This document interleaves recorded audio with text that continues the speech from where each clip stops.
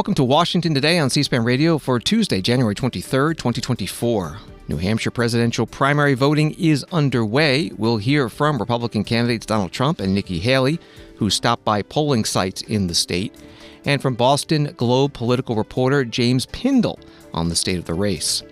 Also, Democratic presidential candidates Dean Phillips and Marianne Williamson, who are challenging President Joe Biden and choosing to take part in the New Hampshire primary, even though it is not sanctioned by the Democratic National Committee.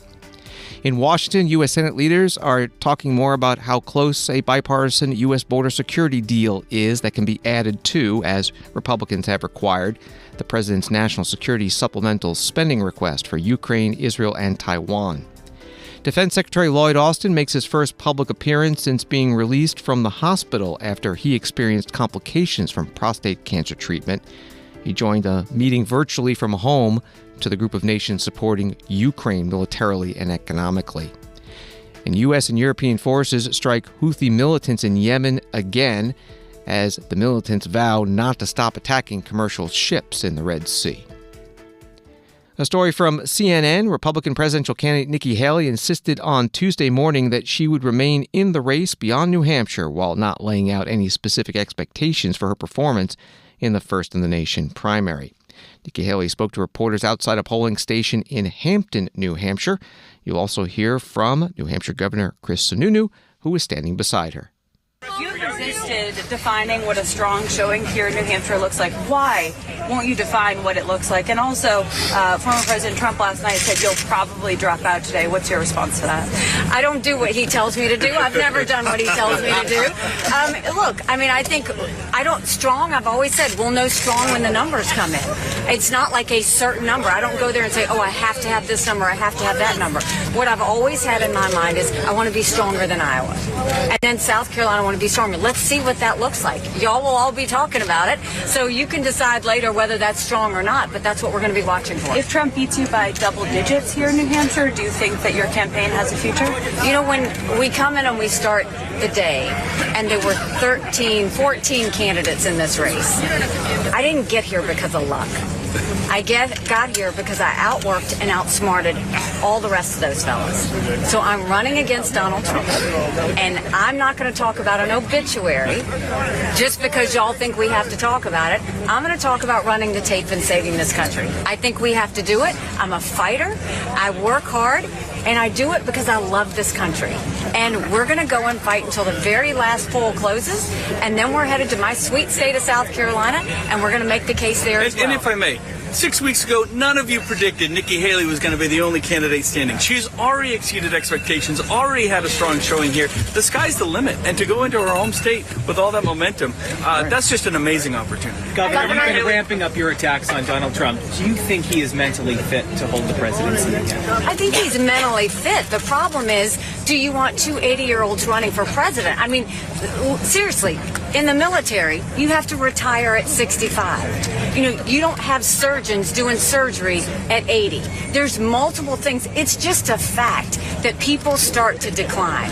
And when you've got a country in disarray and a world on fire the way we do, you need someone at the top of their game that can put in 8 years, that can go and get things back on track. That's what this is about, is making sure that we have the best person, not settling for the fact that, you know, two 80-year-olds running for president, but more than that, 70% of Americans have said they don't want a Trump-Biden rematch. So let's give them a choice. Let's give them some options. This is about giving them a new generational leader that's going to secure our border, that's going to get our economy back on track, that's going to get back to the basics in education, it's going to bring law and order back to our country, but it's also going to deal with these wars around the world so that America is safe and we're preventing war from going further.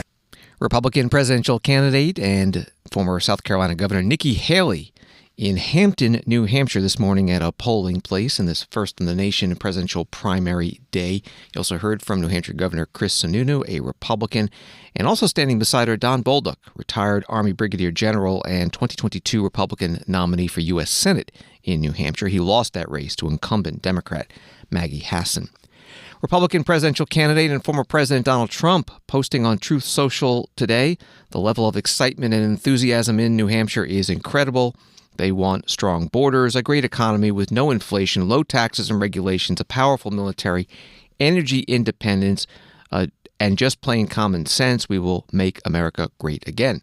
Donald Trump stopped by a polling place today in Londonderry, New Hampshire, and also spoke with reporters. Are you feeling confident, though? I mean, you have a big crowd here. Are you pretty confident here? I'm very confident. I mean, this is it. Look, we just stopped here. We stopped at a polling site. We picked it at random. We may stop at one more. And nobody knew we were coming. This is pretty amazing. Mr. President, Haley says that she's staying in through Super Tuesday. I don't care. Is she a threat to you? No. And I don't care if she stays in. Let her do whatever she wants. It doesn't matter. I can just say that there's never been a movement like this. Make America great again. In the history of our country, I just stopped here and I figured I'd see 3 or 4 people and maybe walk inside. And you see a crowd like this, and this is organic. This is organic. How are you feeling? She wanted a 2-person race. Would you consider DeSantis yet? Yeah, I don't want to comment on that. Would you consider DeSantis as he endorsed me. Would I consider who? Would you ever consider DeSantis? I just can't comment on that. Nikki Haley wanted it to be a 2-person race, right? I mean, she got that. Do you think it's going to go in her favor at all? I think it hurts her, actually. I think it's going to hurt her. Probably have a big loss today, but who knows? But, you know, in the next state is Nevada, where I have 100%, because they all pulled out when they looked at the polling. So I have 100%, a lot of delegates, big state. And then I go to South Carolina, and I'm beating her by 60 points. So I just don't know. I mean, that's up to her. I would never ask anybody to pull out. I didn't ask Ron to pull out. I didn't ask Vivek to pull out. Nobody. But we have great support, and most of the people that pulled out have already supported me. So it's actually quite nice. But I'm very honored by this. You know, we expected to come here, and who would think you'd have a crowd like this? Thank you, everybody. President Trump, what's your message? What's your message to the American people on the injustice that you're experiencing and the big concern that the election, they try to steal it again in 2024? How can well, we're going to be watching very closely. I very much appreciate that question, because it's a very important question, more important than most people would understand. We have to make sure we have honest, fair, and free elections and strong borders. If we don't have borders and elections, we don't have a country. And you see what's going on with the border. There's never been anything like it on the border. Millions and millions of people are pouring into our country illegally, and many come from prisons, they come from jails, they're terrorists. Nobody's ever seen it. They come from, by the way, I saw a report this morning, they're coming in from mental institutions all over the world. They're pouring in, and it makes sense. Why would somebody running a country where it costs so much money, why would they keep the people? They're dumping them into our country. Mental institutions, jails and prisons, they're coming into our country, and a lot of terrorists are coming in. This is really bad. Donald Trump, Republican presidential candidate and former president, at a polling place in Londonderry, New Hampshire today. From USA Today, this story, the detente between Donald Trump and Ron DeSantis, who dropped out of the race 2 days ago and endorsed Trump, might not last very long. DeSantis has threatened to veto any effort by Florida lawmakers to have the state bankroll Trump's legal bills. On the social media site X, formerly Twitter, DeSantis reposted a Politico story headlined, "Some Florida Republicans want taxpayers to pay Trump's legal bills." DeSantis commented, "But not the Florida Republican who wields the veto pen." That was from USA Today. C-SPAN spoke this morning with James Pindell, Boston Globe political reporter, about what to expect in tonight's New Hampshire Republican presidential primary, the two frontrunners, Donald Trump and Nikki Haley. You write that to pull off a victory, that Nikki Haley today in the Republican primary, of course, would need a McCain-like performance. What does that mean? Well, look, the only sort of historical parallel to what we've seen in 2024, on the Republican side anyway, with a dominant frontrunner, was George W. Bush in 2000. Obviously, at the time, the Texas governor, son of a president, he was winning. He just won the Iowa caucuses pretty handily. He was winning in every early primary state. If you looked at the polls, dominant frontrunner nationwide. And then along came John McCain in New Hampshire. Polls here showed him also down to George W. Bush. But John McCain pulled off a stunning 18-point win. It's one of those amazing New Hampshire primary lore stories. But he did it basically, if you want to look at 2 or 3 different metrics. One, with a deep support of these independent voters we've been talking about all morning. He had a humongous gap over George W. Bush on that. Nikki Haley, meanwhile, has a much smaller lead among independent voters.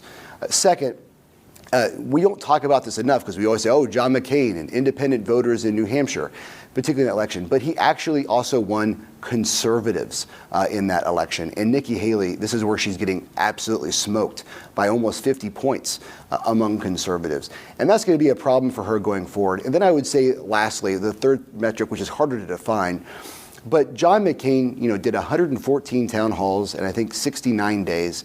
Nikki Haley has been doing a lot of retail stops lately. What I mean by that is she'll pop in a bar, she'll pop in a restaurant, but she'll only hold one rally and she won't even take questions.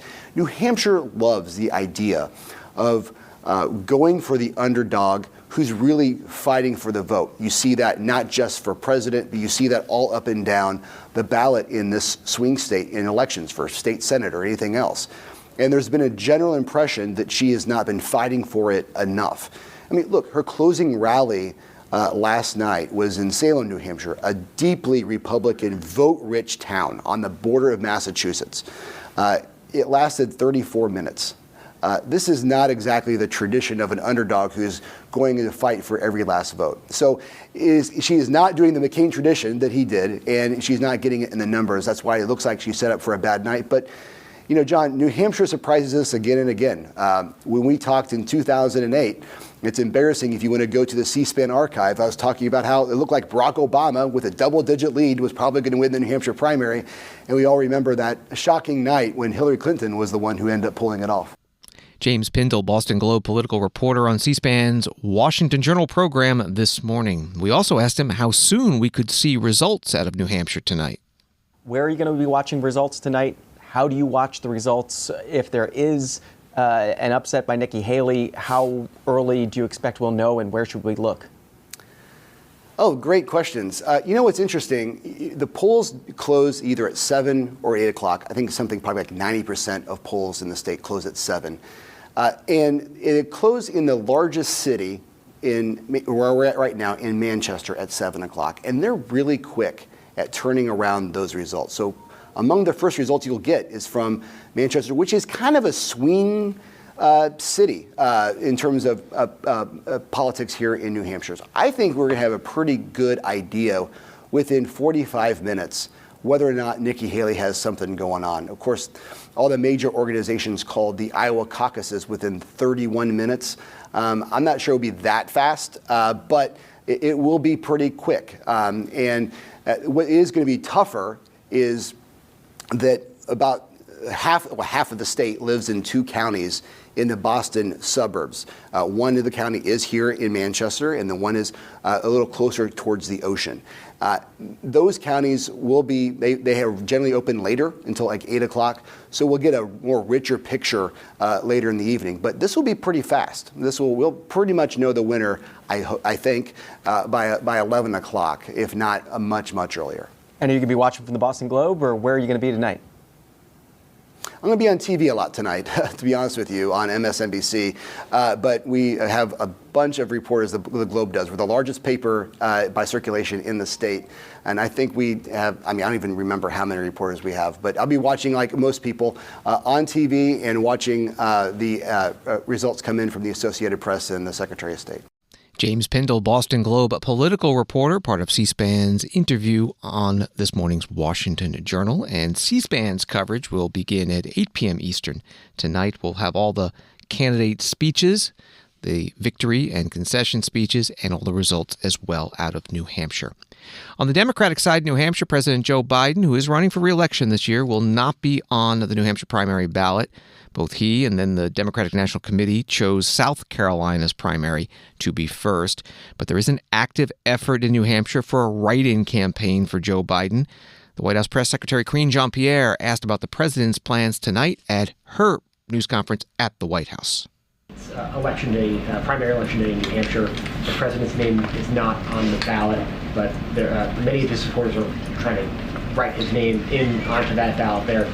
Without speaking to 2024 at all, how does the president plan to spend this evening? Does he plan to watch those results? How does he plan to monitor the outcome of the race? So I appreciate the question. So look, as you know, the president is going to be heading out in a couple of hours to head to Virginia. He's going to be doing a dual, obviously a dual event with the vice president. Can't go too much further into that, but obviously you all know they're going to be speaking about reproductive health care, the importance of that. Yesterday would have been the 51st anniversary of Roe v. Wade before the Supreme Court overturned Roe, and we have seen the devastating effects that overturning of Roe have had across the country, with women obviously not being able to, many of them not being able to make decisions on their own health care. So you'll hear from the vice president, obviously you'll hear from the president, so that's what he's going to be doing later on today. I have not spoken to him on how he's going to be taking in the results tonight, so I don't have anything specifics to share on how that's going to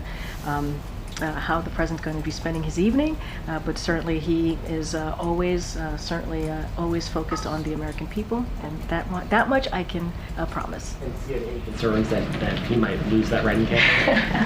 I think the president's concern right now is making sure that we continue to deliver for the American people. That's his focus. The White House Press Secretary Karine Jean-Pierre taking reporters' questions in the White House briefing room. Congressman Dean Phillips, Democrat from Minnesota, presidential candidate who is on the New Hampshire primary ballot today, was out this morning shaking hands with voters heading to the polls in Manchester, New Hampshire. He also did an interview with CNN. The fact is we have a duopoly, a two-party system that is literally working against voters. And voters who don't want to show up and vote in primaries and then get frustrated by the choices we have in November, that's part of the problem. We have a crisis of participation. And I got to tell you guys, I went to a Donald Trump rally a couple nights ago. Never been to one. I had an event across the street. I saw the line of people waiting in the cold for hours. And I thought, what the heck? You know, I'm going to be a leader who actually invites people, doesn't condemn them. Met probably 50 Trump people waiting in line. Every single one of them, thoughtful, hospitable, friendly. All of them so frustrated that they feel nobody's listening to them but Donald Trump. A diverse crowd, people who had never been to a Trump event before. My party is completely delusional right now. And somebody had to wake us up. And if that's my job, so be it. You would rather, though, have Biden in the White House again than Trump in the White House, yes? Of course. Okay, so Absolutely. Do you think that this bid, what you've done, has made President Biden stronger? Because that was one of your goals. If it's not going to be you, make him stronger. Have you succeeded in that? Well, if he would come out and debate and maybe meet voters and actually start showing up, I'm trying to extend an invitation to the president to get in the game. Because if you want to be the president again, the only way to even possibly win is to get out here, right, listen to voters. Do you think your effort made him stronger? I'm giving or him... weaker? If I did nothing, if nobody entered this race, the Democrats here, Poppy, have turned over hundreds of hours of primetime TV to the GOP. CNN, you guys, doing 1-hour town halls with every single GOP candidate. Every bit of coverage, the GOP, because they've got a competitive race. If Democrats had a competitive race right now, which I'm trying to create, we would have energy. If you had been to my events the last 3 days, you'd see young people carrying signs, rah, rah. We're trying to get something going. The president is doing nothing. And if he's not going to debate, he's not going to answer questions, how many interviews has he done? He's not doing town halls. He's not showing up. So, yes, I'm trying to do him a favor to show up. And if he does, and he does really well in the primaries, and suddenly his numbers rise and he can beat Donald Trump, my goodness, I'd get behind him in a heartbeat. But get in the game. Congressman Dean Phillips, Democrat from Minnesota, presidential candidate. An interview on CNN this morning on this day of the New Hampshire presidential primary. Another Democratic candidate on that ballot in New Hampshire, Marianne Williamson, an author, posting on X an interview she did today with Democracy Now! And adding, we should take our cue from the people, not from the DNC. Here's a few minutes of that interview. You often invoke the idea of traditional values in your speeches. Could you talk a little bit more about what you mean by those traditional values? Well, I think that there's common sense involved in our trying to be better people. I think no matter whether someone is approaching this from a religious perspective or a secular perspective, we all know that if you try to be a person of integrity, of generosity, of forgiveness, owning your own mistakes, forgiving other people for theirs, your life works better. And I think that those same values and those same considerations, those same reflections on what it means to be good should apply to public policy as much as it applies to our personal behavior. Our public policy is guided by an essentially bankrupt on a moral level economic paradigm. There's no sense of ethics. There's no sense of owing anything to anyone. It's all fiduciary responsibility to the stockholder. And that has been going on for 50 years now. And it has devastated this country. It has completely hollowed out our middle class. It has led to a $50 trillion transfer of wealth from the bottom 90% to the top 1%. If all you care about is stockholder value, at the expense of every other stakeholder's interest, at the expense of the workers, at the expense of the community, at the expense of the environment, what happens? What happens is what has happened to this country, where a majority of Americans live paycheck to paycheck. A majority of Americans cannot absorb a $500 unexpected expenditure. And now 39% of Americans claim that they regularly skip meals in order to pay their rent. This is intolerable. It is unacceptable. And we need a president who will say so. Democratic presidential candidate Marianne Williamson, an interview on Democracy Now! Today on this New Hampshire presidential primary day. This is Washington Today. The first votes in the New Hampshire primary were in the small town of Dixville Notch just after midnight, carrying on a long tradition. There are 4 registered Republican voters and 2 independents that took part, and since they are the entire electorate in the town, state law allows the polls to close and the results to be announced. And that result was all 6 votes were for Republican candidate Nikki Haley. One of the voters, Les Otten, who owns the Balsam Resort, the polling place, spoke to the Elon News Network from Elon University. Well, it's an important part of the culture and the history of the town. Since 1960, every primary, every presidential election, we've turned out 100% of our voters to vote at midnight. So think about it, from 1960 to 64 years, not one voter didn't answer the bell. It's pretty impressive. I think we're very serious about what we do, and it's important to show that democracy in action is alive and well in Dixville. And so is it typically like tonight, 100% for one candidate, or is this a little bit of an No, I was really quite surprised. There were a couple people that are strong independents that generally take Democratic ballots, and also a couple of Republicans that generally are very, very conservative, and I would have thought might have gone the other way. But if I can read the room bluntly, and not meaning to misspeak, I think everybody just said tonight that they're tired of listening to the hysteria and the bullshit. Les Otten in Dixville Notch, New Hampshire, just after midnight on presidential primary day. He mentioned that they started this tradition in 1960. A CNN story has this paragraph: while the neighboring cities of Hart's Location and Millsfield began midnight voting earlier than that, they haven't participated continuously and aren't conducting midnight voting this year. And a fictionalized version of the 3 neighbors was featured in an episode of Aaron Sorkin's West Wing dubbed Hartsfield's Landing. Canadian Prime Minister Justin Trudeau was asked by a reporter today how his government is preparing for a possible second Donald Trump U.S. presidency. The Prime Minister was at a cabinet retreat in Montreal, and it included a briefing by Canada's ambassador to the United States. One of the really important things for any Canadian government is to continue to work constructively with whatever American administration is in place.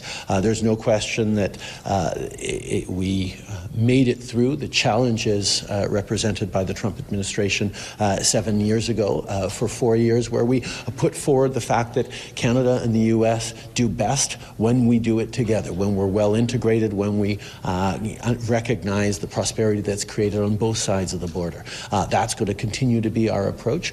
Obviously, Mr. Trump represents a certain amount of unpredictability, but we will make sure we're pulling together and preparing for whatever eventualities. Canadian Prime Minister Justin Trudeau at a news conference at a government retreat in Montreal today. On Wall Street, the Dow down at 96, NASDAQ up 65, S&P up 14. An update from the U.S. Senate. Today, they confirmed 3 of President Biden's nominees to the Amtrak Board of Directors for 5-year terms. The current chair, Anthony Kosha, Chris Coos, the mayor of Normal, Illinois, and Joel Zabat, former Transportation Department official. Washington Today continues in a minute. Hi, this is Rachel from C-SPAN's podcast team. I'd like to introduce you to one of the producers here at C-SPAN, my colleague Sean. Thanks, Rachel. If you're a fan of Washington Today, we think you'll also like our evening newsletter, Word for Word, which brings you a recap of the day's most important political and policy events delivered right to your inbox. Read about what happened on Capitol Hill and at the White House, and watch video highlights featuring the day's newsmakers. Hear them word for word. Join our community of informed listeners and viewers. Head over to cspan.org/connect and subscribe to Word for Word today. Thanks for listening and staying connected with Word for Word. Subscribe now at cspan.org/connect. Thank you. Welcome back to Washington Today, available as a podcast on the free C-SPAN Now mobile app and wherever you find your podcasts. Story from Roll Call. A dispute over humanitarian aid for Gaza and the West Bank has become the latest snag in efforts to reach a bipartisan deal on a war funding and border security package. Senate Democrats have long pushed for humanitarian aid to Palestinian civilians as an integral part of a national security package, and it was included in the Senate's $110.5 billion bill that stalled last month.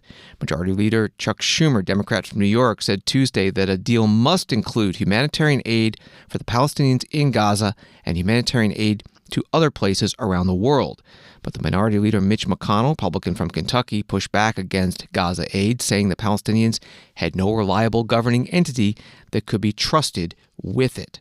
Also from this Roll Call article, meanwhile, appropriators are wrestling with how to handle the border funding package that has been the chief holdup. The initial supplemental had $10.7 billion for border management, which GOP critics said was too tilted toward services for migrants rather than border enforcement. The lead negotiator, Senator Chris Murphy of Connecticut, said Tuesday that most of the border issues have been resolved, but the bill isn't yet ready. That was all from Roll Call. President Biden's request for national security spending also had aid for Israel and for Ukraine in its fight against Russia. Senator Murphy joined Senate Majority Leader Chuck Schumer at the regular Tuesday news conference on Capitol Hill. Senator Murphy begins talking about Ukraine and about U.S. border security. We've gotten to the point where the crisis for Ukraine is not theoretical, it's not prospective, it is here and now. Reports suggest that on some days, Ukraine is firing 1/4 to 1/2 the number of rounds that the Russian military is. That is a recipe for disaster. That is a recipe for Kyiv to be a Russian city sometimes soon. The whole world is watching and asking a simple question. Does the United States stand up for its friends?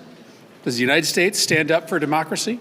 Does the United States stand up for the preservation of the post-World War II order?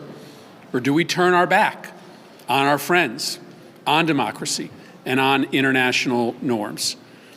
The time to act on the supplemental is now. We have been at these negotiations for 4 months. We are at the finish line. We still have a handful of issues to resolve, but there is no reason for us to wait weeks to get this bill on the floor. And so I am hopeful that our Republican colleagues will work with us to wrap up the supplemental, both the policy changes and the funding necessary to effectuate the policy changes in the next few days so that we can answer the call for Ukraine. Questions? Wait, let me get, if I try to get you, some people I've never called on, before I call on the usual suspects. How much time should members expect to review the text when it comes out, and will you allow amendment votes on the supplemental? Okay, on the review the text, we will give members time to review the text before we go to the floor, that's for sure. And as for amendments and how to deal with the floor, Leader McConnell and I will have to work that out once we've come to an agreement.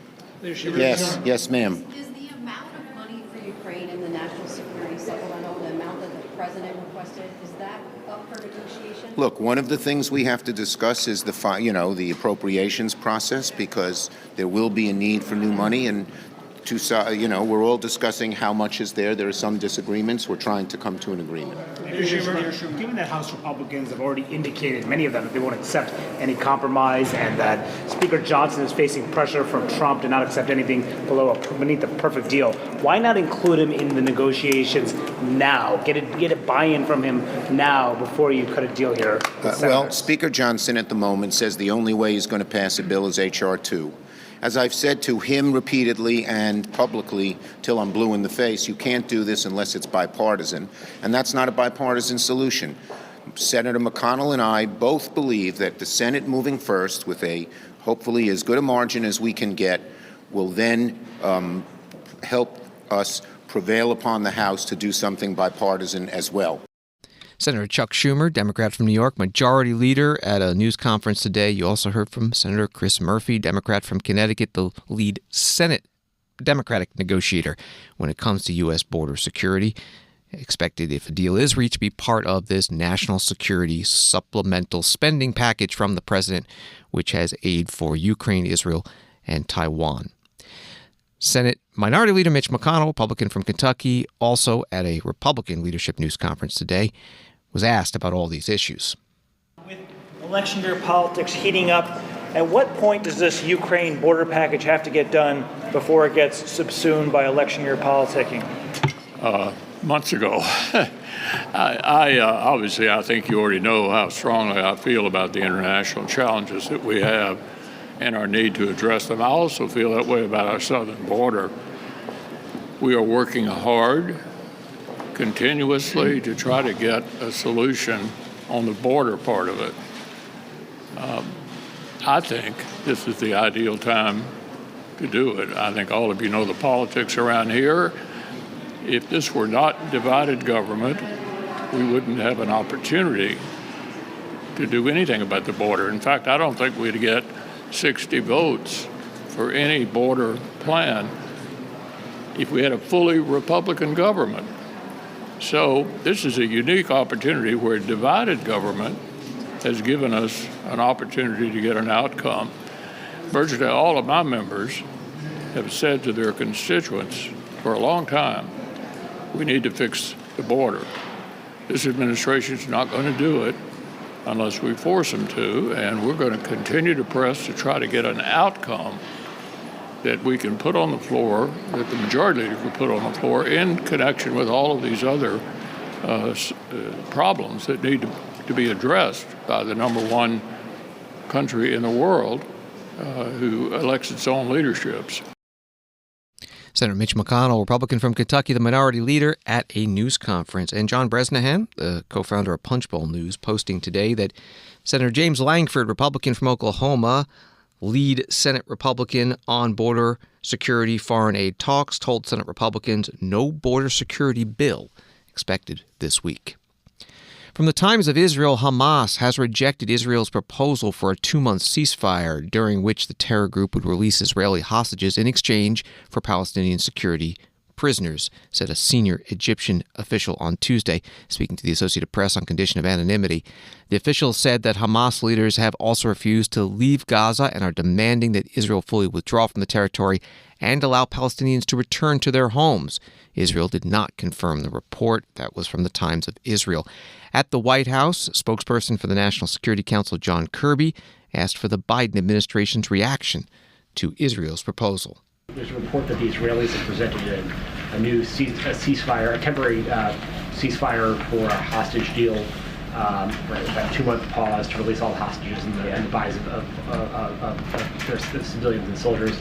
Can you confirm that? Is the U.S. engaged, as Brett's in the region right now, is he trying to actively sort of drum up support for that framework of a deal? Yeah, I'm not able to confirm those specific reports that you're talking about in the press. Brett is in the region. He was in Cairo today, as a matter of fact, and he'll have other stops along the way. Certainly one of the things he's in the region talking about is the potential for another hostage deal, which would require a humanitarian pause of some length, to get that done, and that's definitely on the agenda. He'll also be talking about a range of other issues, including humanitarian assistance, including getting assessment of Israeli Defense Force operations and the protection of civilian life. I mean, there's a lot on his agenda, but I can't confirm these reports that those are the parameters of the deal that's being discussed. The last thing I'll leave you with is that, as I've said before, the discussions are sober and serious. Again, I don't want to get ahead of where we are or give you, I can't give you odds on if and when we'll be able to get there, but the conversations are very sober and serious about trying to get another hostage deal in place. Sorry, just where the holdup is, and this seems to be a far more significant offer on the part of the Israelis than we have seen from them during public messaging. Is Hamas the real holdup here? I don't know that.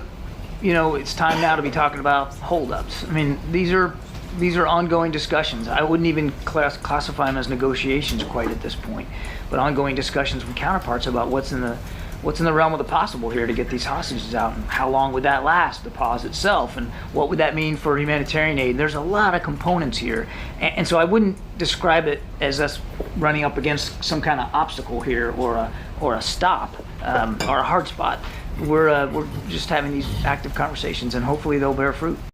John Kirby is Strategic Communications Coordinator for the White House National Security Council. At today's White House news conference, he mentioned Brett McGurk, that is the Deputy Assistant to President Biden and National Security Council Coordinator for the Middle East and North Africa. The U.S. and the United Kingdom, writes BBC News, have conducted a fresh series of joint airstrikes against Houthi targets in Yemen.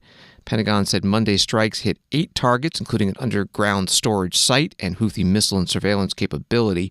The Iran-backed Houthis have been targeting ships they say are linked to Israel and the West that travel through the important Red Sea trade route. The U.S. and U.K. said they were trying to protect the free flow of commerce.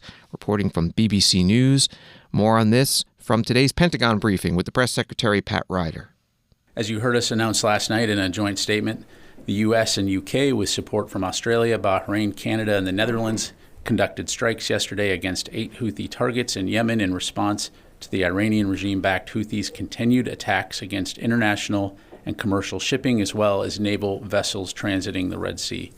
These strikes were precise, proportionate, and intended to further disrupt and degrade the capabilities the Houthis have been using to threaten global trade and the lives of innocent mariners. Targets included a Houthi underground storage site and locations associated with the Houthis' missile and air surveillance capabilities. Of note, shortly after taking these strikes, an additional Houthi target was struck by the U.S. in self-defense, destroying an anti-ship cruise missile that was prepared to launch and which presented an imminent threat to vessels operating in the region. Again, our aim remains to de-escalate tensions and restore stability in the Red Sea. But, as our joint statement yesterday emphasized, we will not hesitate to defend the lives and the free flow of commerce in one of the world's most critical waterways in the face of continued threats. The Pentagon Press Secretary Pat Ryder, also Air Force Brigadier General, at his news conference at the Pentagon. The Defense Secretary Lloyd Austin made his first public appearance today since being released from the hospital. He was there due to complications from prostate cancer treatment. A Reuters article has this line: Secretary Austin's failure to tell President Joe Biden he was hospitalized drew criticism from lawmakers and caught the White House by surprise. Secretary Austin today spoke to a meeting of the Ukraine Defense Contact Group. That's the more than 50 nations that have been supporting Ukraine in its war with Russia. The Secretary spoke virtually from his home. Good day, everyone. Thanks for working across time zones to join us for the 18th meeting of the Ukraine Defense Contact Group. We're eager to enter this new year with new energy, and we're all here to reaffirm our support for a free, secure, and sovereign Ukraine, and to ensure that we continue to get Ukraine the capabilities that it needs for the winter and beyond. Ukraine is not alone. Around the world, Ukraine's friends have stepped up to help Ukraine's brave troops resist Putin's aggression. And we formed an historic international coalition rooted in shared interests and common principles. And the United States remains determined to support Ukraine in its fight for freedom. I'm especially glad that we're joined today by my friend, Ukrainian Defense Minister Umerov. Rustem, we look forward to hearing your report from the battlefield. Ukraine's fight is important for all of our countries. Ukraine's incredibly brave troops are continuing their battle against the Kremlin's invaders, against a vast front line in Ukraine's east and south in bitter winter weather. And Ukraine's defenders continue to inflict significant losses on the Kremlin's forces. Putin continues to sacrifice staggering numbers of Russian troops in his rash and reckless war of choice. And Putin hopes that missiles and drones will demoralize the Ukrainian people and break the fighting spirit of the Ukrainian military. So I urge this group to dig deep to provide Ukraine with more life-saving ground-based air defense systems and interceptors. And Ukraine has answered Putin's cruelty with courage and defiance. Defense Secretary Lloyd Austin at a virtual meeting of the Ukraine Defense Contact Group, the nations supporting Ukraine in its war against Russia, the first public appearance by Secretary Austin since he was released from the hospital. Story from CNN, the Turkish parliament voted Tuesday to approve Sweden's NATO membership bid, bringing the Nordic country one step closer to joining the military alliance after months of delays. From Reuters, atomic scientists on Tuesday kept their doomsday clock set as close to midnight as ever before, citing Russia's actions on nuclear weapons amid its invasion of Ukraine, nuclear-armed Israel's Gaza war, and worsening climate change as factors driving the risk of global catastrophe. The Bulletin of the Atomic Scientists, as it did last year, set the clock at 90 seconds to midnight, the theoretical point of annihilation. Scientists set the clock based on existential risks to Earth and its people, nuclear threat, climate change, and disruptive technology such as artificial intelligence and new biotechnology. That was from the Reuters article. The president and CEO of the Bulletin of the Atomic Scientists, Rachel Bronson, made the announcement online. In 2023, trends continue to point ominously towards global catastrophe. The war in Ukraine poses an ever-present risk of nuclear escalation, and the October 7 attack in Israel and war in Gaza provides further illustration of the horrors of modern war, even without nuclear escalation.